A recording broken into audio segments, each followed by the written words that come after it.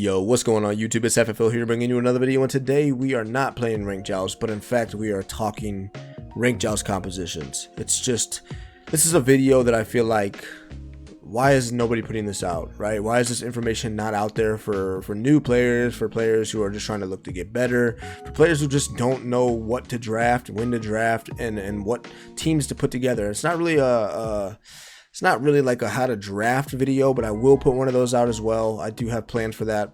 This is more so focused on what comps that I think are the best, and what comp is meta, and basically how to get your win rate up, man. Because we're struggling with that out here. I see you guys out here in the gold, and the silver, and in the plat.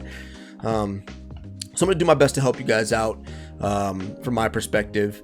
And before we get into the video, I do want to ask you guys to drop down and hit that subscribe button, please. It helps the freaking channel out so much, man. You have no idea. So please hit that subscribe button if you're not subscribed. If you're just tuning in, you're watching, and maybe this is your first time seeing me, hit subscribe, please. And then also come to the Discord, man. Drop into the Discord. We're in there talking shit. If you're sensitive, do not join this Discord. Nah, I'm just kidding. If you're sensitive, we got a place for you as well. But the Discord is basically about, we just talk about comps, we talk about, meta, we talk about builds, we talk about gods, we talk about everything Smite, Joust and Conquest related. We got some assault players in there. We got some slash mains in there, but mostly it's Joust mains. But anyways, yeah, drop down and click the link in the description, man, and join the Discord. We'll try to build that up as well. We also do 3v3 scrims every once in a while. We're holding our first one next Tuesday, I believe February 20th, and Friday, February 23rd. We're gonna do a best of 3, 2 sets tournament, 4 teams, 12 people. So yeah, man, if you're interested in stuff like this, go ahead and join the Discord, and hope to see you there. So without further ado, let's get into the video.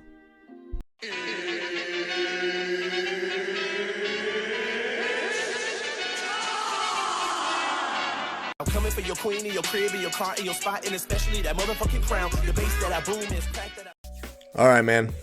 First things first. Let's talk about what I think is the best comps available right now that you can be picking in Ranked Joust. I do want to dial in a little bit on the meta. I want to talk a little bit about the meta and why I think these comps are good in the first place.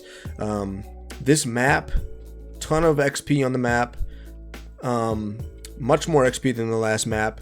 There is heavy snowball potential, so prioritizing farm is really big in this map, which I think shifts the meta toward a frontline heavy meta, because you want to be able to pressure out buffs, you want to be able to pressure out waves.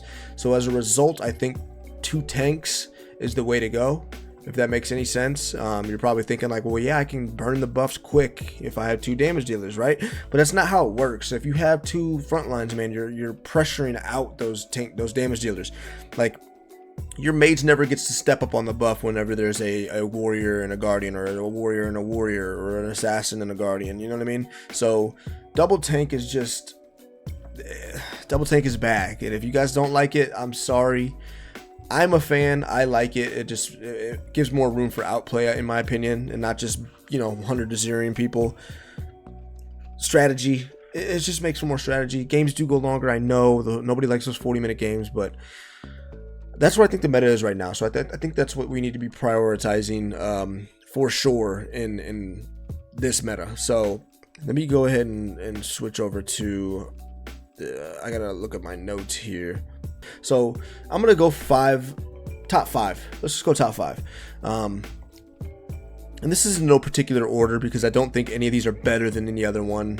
Some are better than the other ones, and we'll talk about that. I'll explain why.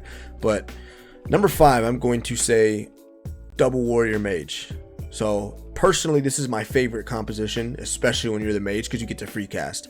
If you're the warrior, you just have to understand not to go too far, not to overextend and just give up kills for free, give up XP for free, especially when you're ahead. So we're gonna give some pros. Double warrior mage comp is pretty much hit the gas. That's your objective. Hit the gas. Your job is to get in their face, create space for your mage, allow your mage to free cast. Not so much peel for them, but just allow them to free cast, man. They don't need peel if you're two warriors in the face of another comp. So double warrior made some pros of that composition is super heavy dive potential, insane snowball potential. That's the two things you're going to be. I mean, this is why you're drafting this comp, right? You want to get in their face. You want to make it really, really rough for their damage dealers, especially if they're like a traditional, they have a hunter and a mage. Just make it really hard for them to get in there and do anything. Now the cons to this team, it's hard to end without a deicide, right? So even if you do get a kill or 2 kills, it's hard to do any type of tower damage unless you have like a shoguns or your mages running like a polys, like Kukulkan for example. And I'm also going to get into examples on compositions to run with this. So that is definitely a con on this team. Very limited CC, as warriors just do not have great CC, just flat out. There's a few of them, you know, Herc's got the push pull, you have Horus, you have Shiva, but for the most part warriors don't have heavy CC. They're not reliant on the CC like guardians are, so that it can be a super con. And then poor objective pressure. Poor objective pressure is pretty much what I was just saying. Like it's hard to do anything whenever you get a pick. You just can't do anything. So unless you're deciding them and you're full on going on there onto the tower, onto the Phoenix, onto the Titan, it's tough to take those objectives. You had to pressure out bull, take that, try to lead them into a jungle fight. There's ways to do it, but for the most part, it's a con for sure. And then your mage has to have perfect positioning. Whoever's playing the mage, you have to understand positioning. If you don't understand positioning, man, that's another thing we can talk about. Stop going so far up. You don't need to be there. Are your abilities ranged? Use your range. You know, help your warriors poke and help your warriors get kills. Sorry, I had to burp.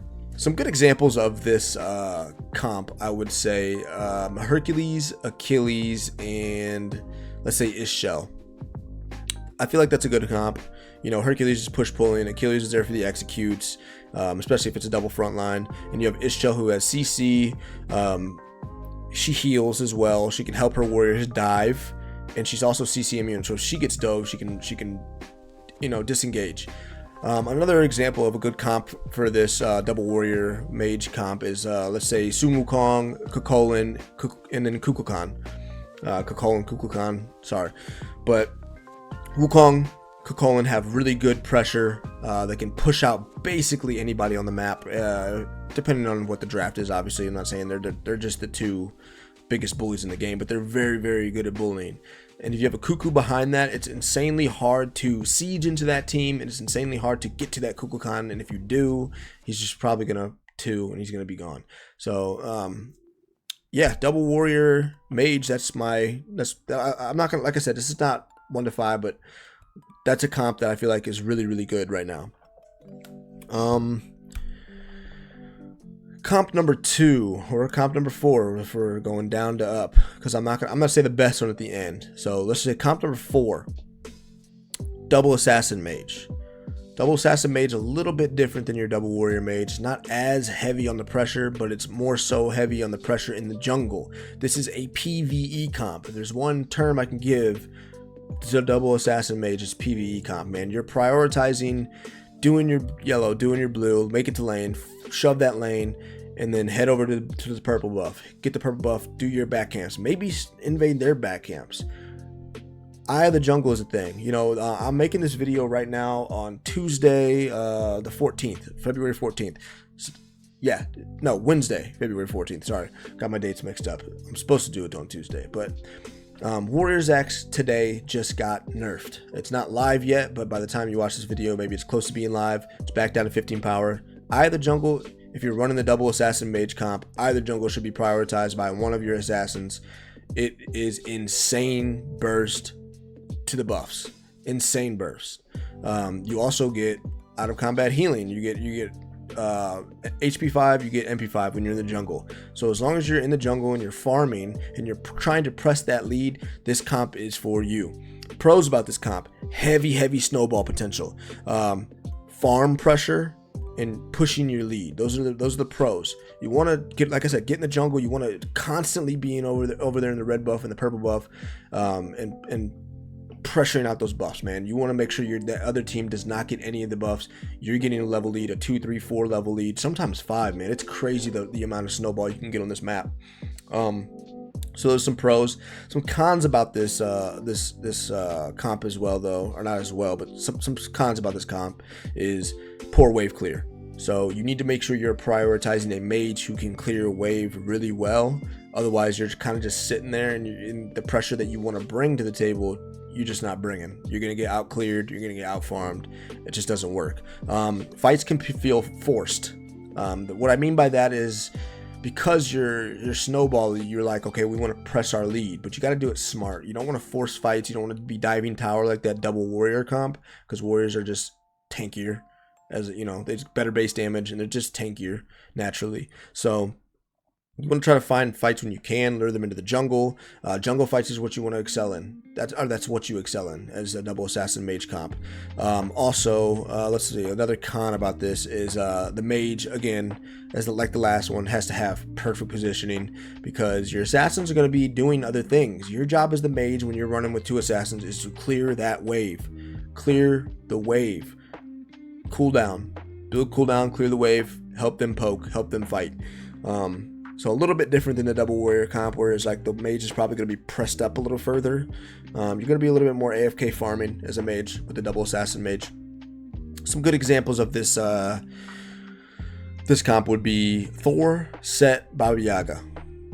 Pretty solid comp. Set acts as like a hyper carry, late game hyper carry. He can solo the backline. He can get into that backline solo. Thor can be more of like a pseudo tank kind of character, where he's tanky.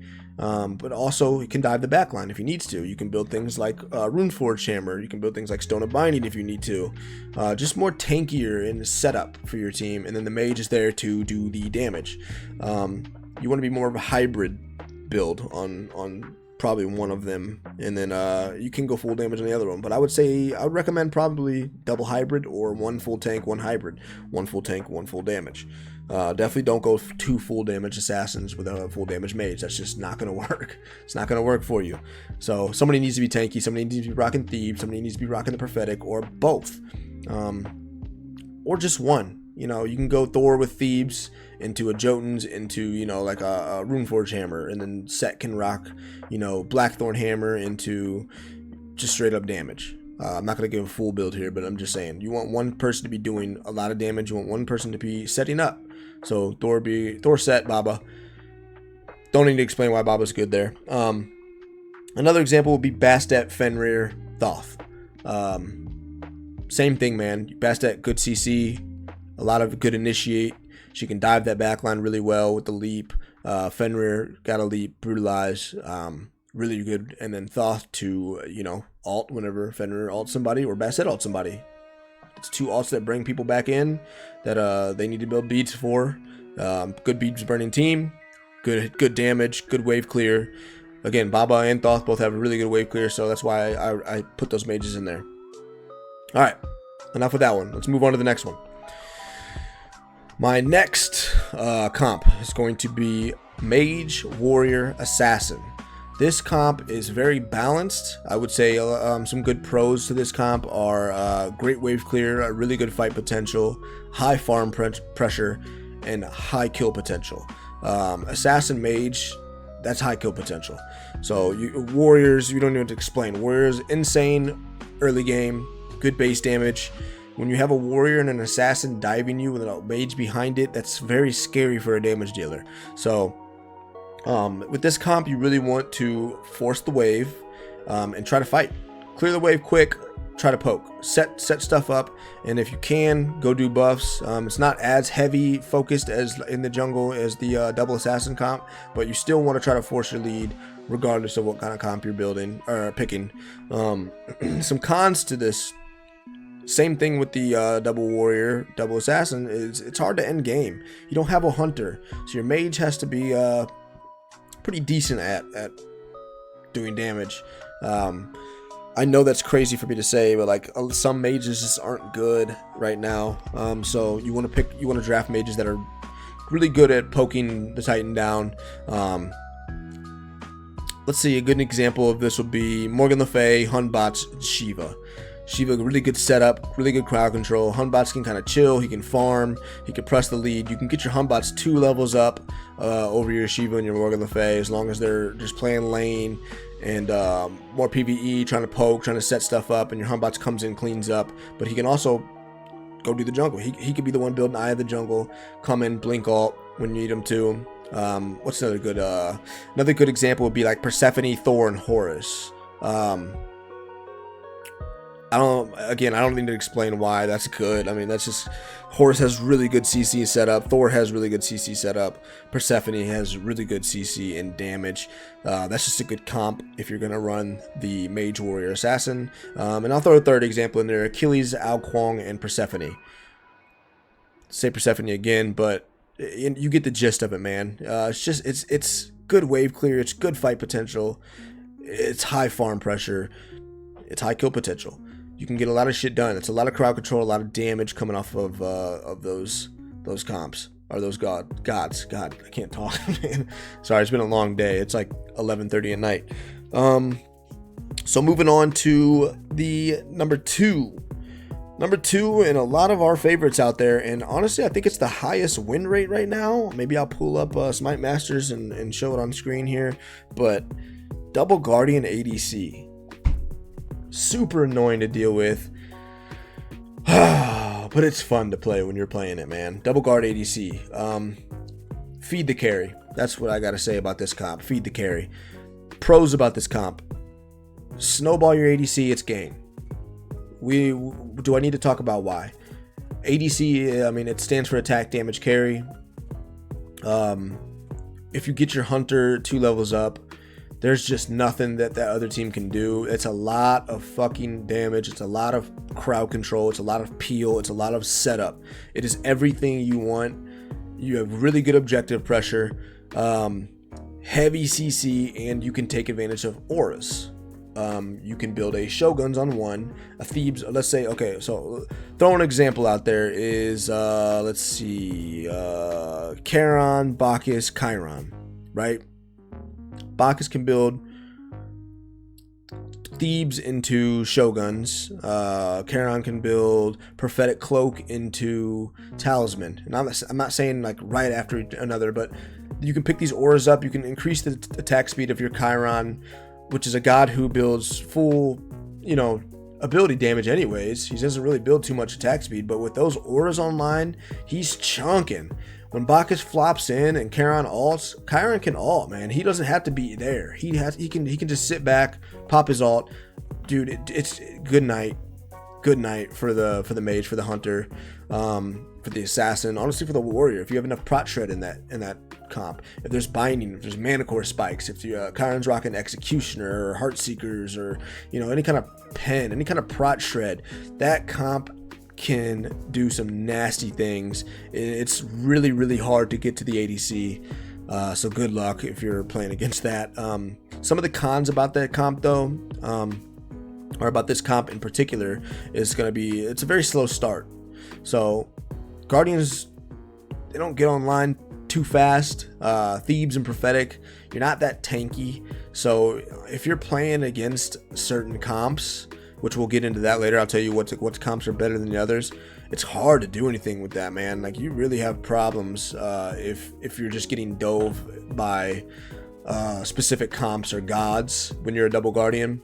So it can be really rough to get online, but once you do get it online, once you're like 7-8 minutes in, your Thebes is stacked, your Prophetic stacked, and you start to get those auras online for your hunter, bro, it's tough to do anything. And when Bull Demon pressure is absolutely insane. One can peel, one can zone, and yeah, you just can't do anything against that, man. Another example would be Ares, Xingtian, Hachiman. Ares can chain, Xingtian just does what he needs to do. That's beads burners. Both of them have ults that pull you back toward them or throw you toward them, can pull you into tower. Hachiman has a stun. God, excuse me. Hachiman has a stun. He has insane safety, so if you do get to him, it's impossible to kill him. He has a stem. Just ridiculous team, dude. This is a very, very good comp, and in my opinion is right there as being the best comp for ranked joust right now. Double Guardian Hunter is insanely good, and if you can pull it off, if you understand what you should be doing, if you're listening to what I'm saying right now, it's tough to beat. You just got to understand that the early game is going to be a little bit rough, but once you get online, it's absolutely nasty. Dive heavy comps destroy this team though. So the double warrior mage comp, I won't spoil it. I'll get into it later. But that's another con about this comp is the double guardian ADC comp is that dive heavy comps really make it rough for that hunter, man. If they like, we'll get into it. But anyways, another con about this is it's very one trick. We know what you're doing. Kill the hunter. Kill the hunter. What can you do? What can you do? You have two guardians that are. What are they gonna do? Take a tower. So even if you do kill two as the double guardian hunter, if they kill your hunter, it's just you can't do anything, man. You can't do anything. It's really rough. You can just kind of clear wave and hang out and look at them and try and set something up, but it's rough. You got to go a damage item probably. Like for instance that Charon Bacchus Chiron comp that I told you about. Bacchus building, like a ethereal staff or a soul reaver, maybe even Chronos Pendant. Same with Charon, getting like a divine or a soul reaver or something like that. Probably necessary later, so you can have some magic damage. But yeah, those are some cons about this comp. And all right, let's get into it. We are my number one meta comp right now for Ranked Joust is ADC Warrior Guardian. Double frontline, basically traditional, but no mage. Mages right now just don't feel the best. They had their mage passive removed from the game. They lose that early power. It's just rough as a mage in the early game right now. You probably feel it if you're a mage main. I myself was a mage main on the last map. I have become back into my my normal roots were the assassins and warriors. That's my bread and butter. I became a mage main because assassins and warriors were pretty bad in season 10 for most of it, I would say. Season 9 definitely assassin warrior heavy.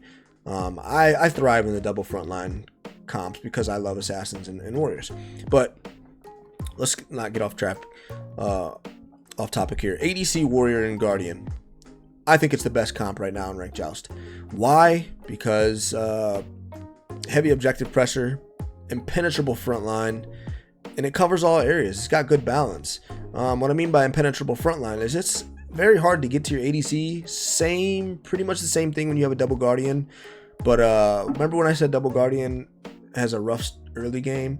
Well, warrior kind of negates that because warriors have insane early game. That's what they're there for. So you're kind of covering everything, man. You have good objective shred, you have good early game, you have really good peel depending on what you're drafting. Obviously like a Baka Kujira wouldn't be the best, but if you're running him with like a Horus, then you get to cover all areas. You have to make sure if you're running a CC heavy guardian to probably go like more of a damage dealing warrior like Osiris, something like that. Or if you're going to run Bake as the guardian with not really the best solo tank and then have good CC, then maybe run like a Hercules, run like a Horus or a Shiva that has good CC that can pick up for what Bake lacks. So a good example, well, hold on. First of all, cons about this comp, and the only one that I could really point out that I think really is necessary to point out is low magical damage. You don't really have any magical damage. You have one guardian, that's it. There's no mage. So magic D kind of screws it depending on what comp you're going into, but you can make it work. If you have, like I said, a damage item, rocking that Charon with the divine or the soul reavers is not that bad. So some examples of ADC warrior guardian that I think are really well right now. Let's start with the S tier comp. X-Ball, Osiris, Atlas. Nasty composition. Atlas constantly pulling you in. Prot shred, a tremble. Osiris is on your ass. He's got the stun. Takes a while to get off. I understand, yes, but Osiris could put some damage out. And spoiler alert, I think he's the number one warrior in the game right now. For sure he's the number one warrior in the game right now. Arguably number one god in the game right now. For Joust. We're not talking Conquest. We're talking for Joust. Osiris is disgusting. And then X-Ball. Do we need to talk about why X-Ball is on this? Hachi's probably banned. X-Ball is being banned less and less these days. Crit meta is a thing. So and we're getting off topic. We're getting more into another video, which we'll talk about, you know, like how to draft and what gods are what and tier lists and shit like that. But Expo Osiris Atlas is a really good comp, and for good reason. Another example would be Hachiman, Nike, Bacchus. You know, Bacchus got really good crowd control, really good setup. You got Nike right there. Not the greatest crowd control, but really good initiate, really good setup with the leap in and the alt. Just a bunch of beads burners, and you got Hachi, who's an extremely safe hunter. Same thing I said about the double guardian. It's hard to get to him, and when you get to him, he can get out.